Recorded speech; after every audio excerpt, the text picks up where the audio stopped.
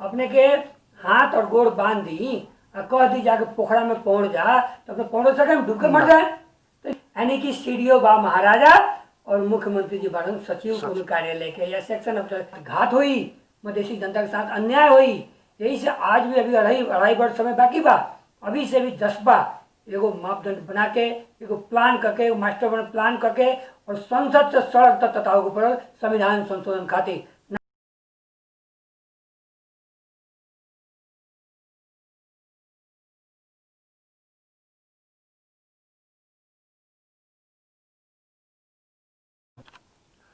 जी नमस्कार।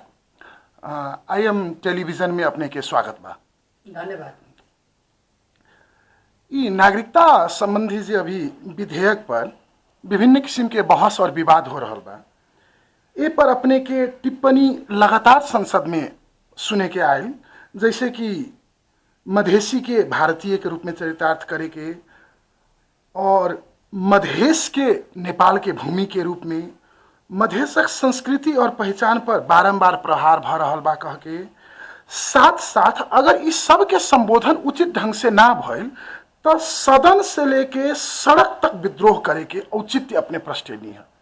ई पर जरा प्रकाश पार कर। जी बिल्कुल अपने सही बात कहनी। देखिए सदियों से जन एगो हमनी के भारत और नेपाल के जो रिश्ता बा, चाहे वो पारिवारिक रिश्ता हो, चाहे धार्मिक रिश्ता हो, चाहे वो अपने के बेटी रोटी के जो संबंध हो, ये संबंध आज से नहीं है, युगों से चल आई संबंध बा। और भारत और नेपाल जब तक ना बने रहे तब से ही संबंध बा, यानी कि बॉर्डर के डरीर ना कटाई रहे तब से हमनी के संबंध बा।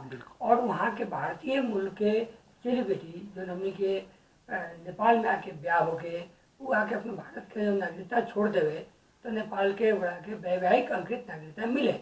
लेकिन अभी आके केपी ओली के सरकार कहल जाऊँ, नेकपा के जो सरकार बा वो लोग के कहल जाऊँ, वो लोग एगो ग्रैंड डिजाइन में मधेसी के ऊपर शोषण करला, शासन करला, इन नागरिकता के विधायक लिया बा, जो कि ये अवैधानिक बा, संवैधानिक भी नहीं है। संविधान में कहीं उल्लेख नहीं है कि भारत से या विदेश से नेपाल में जब ब्याह करके आई लड़की लोग के 7 वर्ष के बाद नागरिकता मिली कह के कहीं उल्लेख नहीं है। यानी कि ये लोग संविधान के बलात्कार करके और मधेश के ऊपर शोषण करेला ये लोग विधायक लिया बा।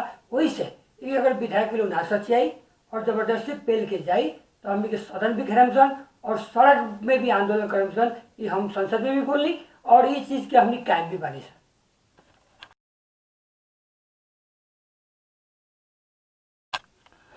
नागरिकता वाला सवाल में फिर एक बार बीच में जोड़े चाहम, हमेशा मधेसी ही विवाद में और विरोध में काहे रहेला, ताकि मधेश के ऊपर, मधेश के संस्कृति के ऊपर, मधेश के पहचान के ऊपर, मधेश के अस्तित्व के ऊपर हमेशा यहाँ के पहाड़ी शासक वार के बा। वो के चलते मधेश अपना अधिकार खतर आगे बढ़ला तो हमेशा मधेश के विवाद में रखल जाला। फिर भी मधेश कभी भी और मधेसी लोग कोनो ज़्यादा डिमांड ना कैलक। मधेश के लोग सिर्फ अपन पहचान खतर लड़ाई लड़लक, समानता खतर लड़ाई कैलक, समानुपातिक प्रतित्व खतर लड़ाई कैलक, कोनो ज़्यादा मांग कर लड़ाई नहीं कैले। हमनी के कोनो टोपी के विरोध नहीं कैले सन, लेकिन हमनी के तोरा टोपी के सम्मान करो सन तो हमारा धोती के सम्मान कर, ओकर ही हमनी के समानता के लड़ाई बा। एक लाइन में कही जाओ तो हमनी के समानता के लड़ाई बा, पहचान के लड़ाई बा, हमनी के संस्कृति के लड़ाई बा। ओमे हमनी पर जो प्रहार हो रहा बा पटक पटक वो के मारे मधेसी हमेशा विवाद आयल बा। आज तक हम तो दार्चुला और दार्चुला उन्हें उत्तराखंड में दार्चुला हो गई, नेपाल में दार्चुला हो गई, दौड़ ध के फर्क बा। लेकिन वहाँ भी व्यापारी में होला, झापा में भी व्यापारी होला, उन्हें दार्जिलिंग साइड में भी अपने के व्यापारी होला। फिर भी वहाँ के थोड़ा पहाड़ी लोग की संख्या कम भैला के चलते और मधेश की संख्या ज़्यादा भैला के चलते मधेश के ऊपर ज़्यादा अटैक होला। और मधेश के लोग जब भी मैंने अवहेलित भइल बा, जब भी अवहेलित भइल बा, चाहे सम्मान खतरा अवहेलित भइल बा। आज भी हमने के जब पार्लियामेंट में हम सांसद ना बने रहनी, सांसद बने से पहले विरगय में रहनी, अपना आंदोलन करी या संघर्ष करी या संगठन निर्माण के क्रम में रहनी तो हम अपने आप के गर्व करी कि हम नेपाली हैं। लेकिन जब सांसद बन के हम आगे नहीं, पार्लियामेंट काठमांडू में आगे यहाँ बैठे लगनी तो यहाँ अब महसूस होला कि ये लोग हमने के इंडियन बना दिलक। यानी कि जबरदस्ती हमने पर ये लोग शोषण करे चाहेला, शासन करे चाहेला। ओकरे के अंत करे खातिर हमनी के एगो समानता के लड़ाई लड़ रहल बनी सन कि हमनी के देश में समानता होके पड़ल। हिमालय और पहाड़ और मधेश तीनों के एक समान एक नज़र से देखे पड़ल। कोनो भी फूल के गुलदस्ता बा तो ओकर महक एक आदमी ने हिमालय के कहेली, पहाड़ के लोग कहेली, मधेश के भी लोग, ओकर हमनी के लड़ाई बा, यानी कि समानता के लड़ाई बा हमनी के। मधेश के नाम पर दल में या जनता के प्रति विभिन्न किस्म के जातीय विभेद और व्यक्तिगत प्रभाव कब तक रही? देखिए, अगर वैसन हो रहा बात है सरासर गलत बा, सरासर अन्याय बा। काहे कि मधेश सारा मधेसी एगो एगो माने समुदाय है। ओकरा समुदाय के बीच में विभिन्न जात जाति बारे, मोटा मोटी 90 जाति से भी ज़्यादा बा। सब जाति के समान अधिकार होके चाहिए, समानता होके चाहिए। सब जाति के उतने पार्टी के भीतर ओकर सम्मान होके चाहिए। जो जैसन काम कर रहा बा ओकरा उतने ही ओकर अधिकार भी होके चाहिए। ई ना कि या यादव के लीडर के बा तो यादव के बढ़ा दी, केहू ब्राह्मण लीडर बा तो ब्राह्मण के बढ़ा दी। वैसे सोच अगर करिएगा तो पार्टी ध्वस्त हो जाए, पार्टी के निर्माण में कमी आ जाए। बिहान के दिन में पार्टी मजबूती ना होकर सकी, क्या कि लोग ही सोची कि ये पार्टी तो यादव की पार्टी है, ये पार्टी तो ब्राह्मण की पार्टी है। ऐसे ही सबके सोच के अंत करे के पड़ी। और वे सोच के अंत करे खतरा जौन अभी जनता समाजवादी पार्टी बनल बा। समाजवादी पार्टी और राजपा के मिल के जौन जनता समाजवादी के उदय भइल बा। ई पार्टी के उदय से जौन जातीय विभेद बा हमनी के भीतर भी एकरा भी अंत हो जाई। ये अपने के विश्वास बाना कि जसपा बनला के बाद में, जैसे राजपा और संघीय समाजवादी के मिलन के बाद में, ये पूर्ण रूप से सफल हो पाला था? निश्चित रूप से हमारा विश्वास बा कि सफल हुई। काहे विश्वास बा कि मधेसी जनता के आवाज रहे, देश के जनजाति के भी आवाज रहे, देश में रहल तमिसलिंग, खुमुआन, लिम्बुआन, तम्बुआन लोग के भी आवाज रहे, थारू के भी आवाज रहे, मुस्लिम के भी आवाज रहे, मधेश में रहल विभिन्न जात जाति के भी आवाज रहे कि पार्टी ये कहे के चाहिए। और ये बिहान के दिन में ये पार्टी के राष्ट्रीय पार्टी के रूप में हमने देखे चाहते हैं सर, इस जनता का आवाज रहे। सर जनता के आवाज के चलते ही पार्टी की एकता भइल बा। ये पार्टी की एकता से जौन भी पार्टी के अंदर में विभेद बा, चाहे विभिन्न किस्म के विभेद पार्टी के भीतर में भी रहे, ओकर भी अंत हुई। ऐसे आवेला दिन में ये पार्टी के निर्माण में केहू न रोक सकी, ये पार्टी की एकता ला केहू न रोक सकी, ये पार्टी के मजबूती ला केहू न रोक सकी। और केहू चाहता है पार्टी के मजबूती के कमजोर कर ला तो वो खत्म हो जाए, पूरा किनारा लोग कर दी। लेकिन पार्टी के हाके वाला लोग हाकी और आगे बढ़ाए।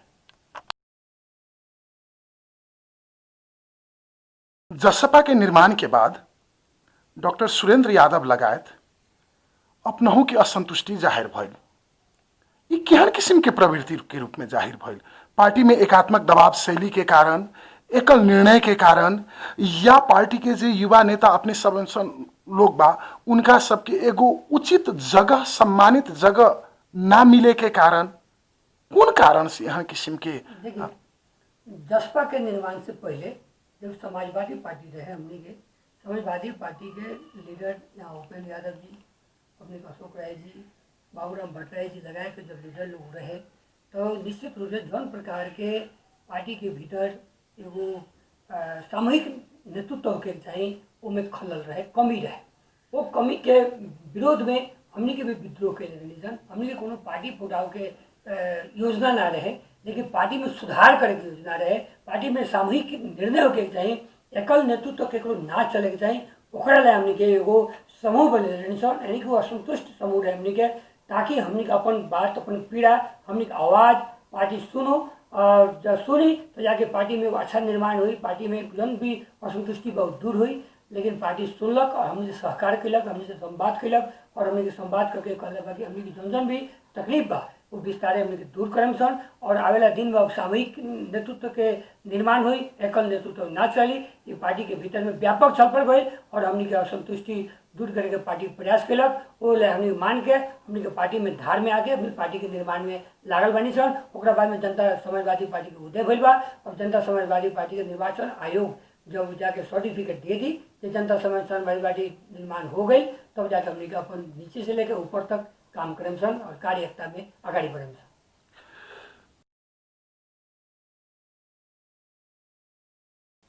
वीरगंज के विकास के लिए संघ से केहन किस्म के सहयोग अपने सबके मार्फत आम जनता ई कोरोना पेंडेमिक के समय में, कोविड-19 से आक्रांत के समय में साथ साथ भौतिक पूर्वाधार के संबंध में वीरगंज सबसे देश के प्रमुख व्यापारी नाका के रूप में भी परिचित है। केना के एकरा सहज वातावरण बनायल जाए, ई पर केहन किस्म के अपने के रणनीति बा? देखिए, वीरगंज एगो सोना का अड्डा देवे वाला शहर है। वीरगंज एगो ऐसा शहर है कि देश उसे चलेला। वीरगंज के मुख्य नाका से जो राजस्व उठेला, यानी कि परसा जिला से जो राजस्व उठेला, वो देश के समझे कि 70 से 80% जो मैंने अपने के आमदनी बा उसमें परसा जिला काम करेला। चाहे वो भंसार के बात होके, चाहे सीपी के बात होके, या ड्राई फ्रूट के बात होके, और अथवा उद्योग जो 12-13 से उद्योग बा ओकर टैक्स होके, अगर सब मिलान तो देश के 70% करीब करीब आमदनी की जरूरत वीरगंज से जाला। लेकिन वीरगंज के उपेक्षित कई जाला। संघ सरकार वीरगंज ला कुछो न देवेला। संघ सरकार में जीरो के बराबर भी वहाँ कुछ ना सहयोग करेला। जन हमने के संसदीय कोष, जन स्थानीय निकाय में जन पैसा जाला, जन प्रदेश के मार्फत पैसा छोटा मोटा जाला, माने कि जो नियम सम्बद्ध जाए वाला चीज बा देश भर में, उससे कमे वीरगंज में पैसा जाला। इस संघ शुरू से अन्याय के लिए वीरगंज लाए, अभी भी अन्याय कर रहा बा। कोविड लाए भी कहें तो कोविड लाए मैंने अपने कहें तो पैसे नहीं दिले। आज तक 1 रुपया संघ सरकार कोविड में नहीं के दिले। वहाँ के व्यापारी, वहाँ के स्थानीय लोग कोविड में वहाँ वीरगंज वासी ले बचावे लाए, प्रसावासी के बचावे लाए चंदा दिले बा, लेकिन संघ सरकार पैसा नहीं के दिले। हमने के सहयोग दे चुकल बानी सर, लेकिन संघ सरकार नहीं के दिले। ऐसे संघ सरकार वीरगंज लाए शुरू से अन्याय के लिए बा। आज से ना, चाहे ओली की सरकार हो, चाहे देवपा की सरकार हो, चाहे कोयला जी की सरकार हो, चाहे माधव नेपाल जी की सरकार हो, चाहे बाबूराम भट्टराई जी की सरकार भैलो के, कौनो सरकार वीरगंज के नहीं के देखले। ऐसे वीरगंज के देखेला हमनी का खुद अब एकरा ले आंदोलित होके पड़ी, हमनी के खुद संघर्ष करे के पड़ी। हमनी युवा सांसद बानी से यूनाइट बनाए, हमनी के खुद घेरे के पड़ी, तब जाके वीरगंज के विकास हुई। नहीं तो वीरगंज के दुर्दशा जारी रही। और कहे कि वीरगंज लाए, वीरगंज के सिर्फ वीरगंज से बजट लेवे के बा, यानी कि वीरगंज से आमदनी लेवे के बा संघ सरकार के, वीरगंज में देवे के कुछ नहीं के। ऐसे संघ सरकार वीरगंज में सौतेला व्यवहार दे दिले बा। जाके देखी, झापा में जाके खर्च देखी, पश्चिम में जाके खर्च देखी, लेकिन वीरगंज में देखी नहीं के कुछ। यही से कभी ना कभी नया एगो मोडलिटी के हिसाब से नया योजना के तहत हमने के सरकार के घेरे के पड़ी, तब जाके वीरगंज के विकास हुई, परसा के विकास हुई। या रंगशाला की बात करी, आज नैनी रंगशाला जीर्ण हो गई, लेकिन सरकार में दिले बा कितना 50 लाख, हाथी के मुंह में जीरा। जहाँ अरबों रुपया के काम बा, आज कोमा में चल गई बा नैनी अस्पताल, नैनी रंगशाला वीरगंज कोमा में चल गई बा, लेकिन वो में नहीं के दिले, 1 रुपया नहीं दिले। उपेंद्र जी जब सरकार में स्वास्थ्य मंत्री दिलन तो नैनी अस्पताल 1.5 अरब हम निकल जानी।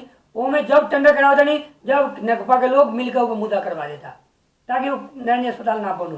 यानी कि वीरगंज में कुछ लिया जाता कोनो तरीका से, तो ऊपर जाके अटैक कर जाता कि वीरगंज का विकास ना हो। जैसे वीरगंज के विकास के विरोधी नेकपा सरकार और यहाँ के पहाड़ी सरकार शुरू से लागल बा, लेकिन ओकरा चीरे लाए हमने लागल बानी से। हम पटके जरूर नए निकास में दिवाएम से।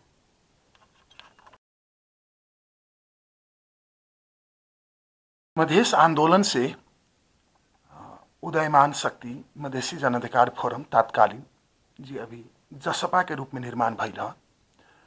और जसपा के मूल मुद्दा संविधान के संशोधन है। वो संशोधन लगभग 3 वर्ष के सरकार की अवधि में बार बार उठल, एको बेर सरकार द्वारा संबोधन ना भइल। विगत के कुछ दिन पहले नक्शा संशोधन के सवाल में भी इस सवाल के रखल गई मधेश के मुद्दा के, लेकिन राष्ट्रीय एकता के सहमति बनावा खातिर इससे भी पीछे हटल गई। कब हुई संबोधन संविधान में मधेश और मधेसी के हक, अधिकार और पहचान के? देखिए, बहुत दुखदायी बात बा। आज हमनी के मतदाता मत भी दिलक और जिता के भी भेजलक, तो संविधान संशोधन करावे ला जिता के भेजले बा। हमनी के मुद्दा ही संविधान संशोधन है। एकल मुद्दा लेकर बनी सन कि संविधान जन अधूरा संविधान बा, जन विभेदकारी संविधान बा, ओकरा के संशोधन करके और मधेसी जनता के अधिकार दिलावे के निमित्त हमनी के वहाँ के जनता जिता के भेजलक। लेकिन यहाँ आके जो सरकार के चक्रव्यूह में हमनी के भी पार्टी फंसल बीच में, हमनी के पार्टी भी सरकार में गई। गलती हमनी का, हमनी के ना जाएगी चाहिए, हमनी सोचे के चाहिए कि सरकार काल नहीं के तो आज का दी अभी ना। हमनी के संघर्ष ही एक उपाय बा, बड़ू सदन घेरे के चाहिए अभी ना, सड़क ततावे के चाहिए। लेकिन ये चीज़ हमनी के जब पार्टी में कमी दिखाई दिले बा। अब आवेला दिन अभी के समय में भी हमनी के अगर संवेदनशील ना होकर जाई, हमनी के पार्टी संवेदनशील ना हुई, तो मधेसी जनता के साथ घात हुई, मधेसी जनता के साथ अन्याय हुई। यही से आज भी अभी अढ़ाई वर्ष समय बाकी बा, अभी से भी जज्बा एगो मापदंड बना के एगो प्लान करके एगो मास्टर प्लान करके और संसद से सड़क तक तताओ पड़ल संविधान संशोधन खातिर, ना तो हाथी आइल फुस। और बिहान मधेसी जनता बिहान के दिन में भी बक्से वाला हमनी के नहीं खे, और आज हमनी के नहीं मधेसी जनता के लड़त सन, आज अधिकार नहीं दिलाओ सन जौन तो कहियो बिहान ना दिया सकम सन। फिर मधेसी जनता बंधक के बंधक रह जाई और वह गुलाम के गुलामे बनल रह जाई। यही से अभी के समय में हमनी के एकताबद्ध होके प्लान करके और संसद घेरे के पड़ल, सदन के अवरुद्ध करे के पड़ल। कथी खतरा? संविधान संशोधन करावे खतरा। और जो संघीयता भी देश में आएगा देखा तो के संघीयता भी अधूरा संघीयता बा, नाम के संघीयता बा, बिना आत्मनिर्णय के अधिकार सहित के संघीयता का हुई? जन संघीयता अपने के हाथ और गोड़ बांध दी और कह दी जाके पोखरा में पहुंच जा, तो अपने पहुंच सके डूब के मर जाए। तो निश्चित रूप से जो संघीयता आयल बा बड़ू सीडीओ महाराजा है ना, और अपने के मुख्यमंत्री एगो कार्यालय के सचिव जो ना होला हुए मुख्य सचिव बारन, मुख्यमंत्री जी बारन, जन की लगा था कि सीडीओ चलावता। मुख्यमंत्री जी कहलन विदा के घोषणा कर दिया कि प्रदेश में आज विदा भइल जिउतिया के, आज विदा भइल होली के, लेकिन सीडीओ कहीं ना विदा हुई, बैंक चालू रही। यानी कि सीडीओ बा महाराजा और मुख्यमंत्री जी बारन सचिव कोनो कार्यालय के या सेक्शन अफसर कोनो कार्यालय के, वैसन अवस्था ऐसा बा। यही से इस संघीयता के ही कमजोर करेला और संघीयता के नष्ट करे खतरा, संघीयता के मैंने जनमते मार देवेला संघ सरकार की एगो प्लान वे से काम हो रहा बा। एमे जसपा के एगो नया तरीका से, नया डिजाइन से, नया मापदंड अनुसार एगो प्लान करके जाए के पड़ी और संघीयता के मजबूत करे खतरा। संघीयता के जो मापदंड के आत्मनिर्भर अधिकार सहित पावरफुल उद्योग चाहिए, सीडीओ एसपी सबके ट्रांसफर मुख्यमंत्री के हाथ में पर, तब जाके जब प्रशासन हाथ में ना रही तो रुआ का करे मुख्यमंत्री बन के कुछ भी ना हुई। बिना प्रशासन के मुख्यमंत्री कुछ ना कर सकी, काहे कि वो आदेश दी कार्यान्वयन करेला तो प्रशासन हो, सीडीओ हो, एसपी हो, एसपी अगर हाथ में नहीं के, सीडीओ अगर हाथ में नहीं के, तो वैसे मुख्यमंत्री जी का कर सकी। यही सब हाथ गोड़ बांध दिया बा और दे दिया जा पोखरी में पहुंच जा, तो ना पहुंच सकी फेल हो जाए। ऐसे संघीयता जनपते खत्म होके के डर बा, ऐसे संघीयता के बचाव के बा तो जसपा के एगो नया प्लान अनुसार आगे बढ़े के पड़ी, संघीयता के मजबूत करे के पड़ी, संसद के घेरे के पड़ी। और जैसे मैंने जौन तरीका से गुमराह कही जाता मधेसी जनता के, वो गुमराह से भी हमने के बचाव के पड़ी। और हमने के प्लान हुए से मधेसी जनता खतरा, पहाड़ के जनजाति खतरा, पहाड़ के लिम्बुआन कम्बुआन तम्बुआन खतरा, हमने के जब एक होकर लड़े के बाद तो हमने के नया प्लान से जाए के पड़ी। और संघीयता के मजबूत के साथ साथ मधेश के मजबूत करे खतरा, संविधान संशोधन लाए अब लागे के पड़ी, अभी ना तो कभी ना। और अभी अगर थोड़ा भी देर करता लोग तो मधेसी के साथ गद्दारी हुई। अपने सब लोगन युवा नेता जेकरा पर मधेश ना देश गर्व करेला, जे संसद में खड़ा होके राष्ट्रीय हित के आवाज, मधेसी हित के आवाज बारंबार उठावेनी, चाहे कर्मा छिरिंग शेरपा के विवाद के लेके हो, जे मधेसी सब पर नेशनलिटी के बुखार नहीं खे, ओकरा सब में ई किस्म के जज्बा नहीं खे, या केपी ओली के सरकार के विरुद्ध में अपने राष्ट्रीयता मधेसी आई जे भी मधेश में रह के अपन सीमा के पिल्लर के रक्षा करेला, उ बात के लेके होला या अन्य कोनो भी मुद्दा पर होला, अपने सबके बात सारा जनता सारा देश सुने के अपेक्षा रखेला। तो ई IM TV के मार्फत अपने केहन किस्म के संदेश देवा चाहनी सारा युवा के कि हम देश के विकास में एहन किस्म के एगो योगदान देव जे आवे वाला दिन में सारा जनता सारा राजनीतिज्ञ ई पर गर्व करी। देखिए शायद मधेश के युवाओं के या देश के युवाओं के हमने के अपन अधिकार खतरा कभी भी न डरे भी चाहिए, आवाज उठानी चाहिए और अपना पहचान पर, अपन संस्कृति पर, अपना कल्चर पर और मधेसी समुदाय के ऊपर कोनो भी आदमी अंगुली उठावता तो ओकर ईंट के जवाब पत्थर से देवे चाहिए।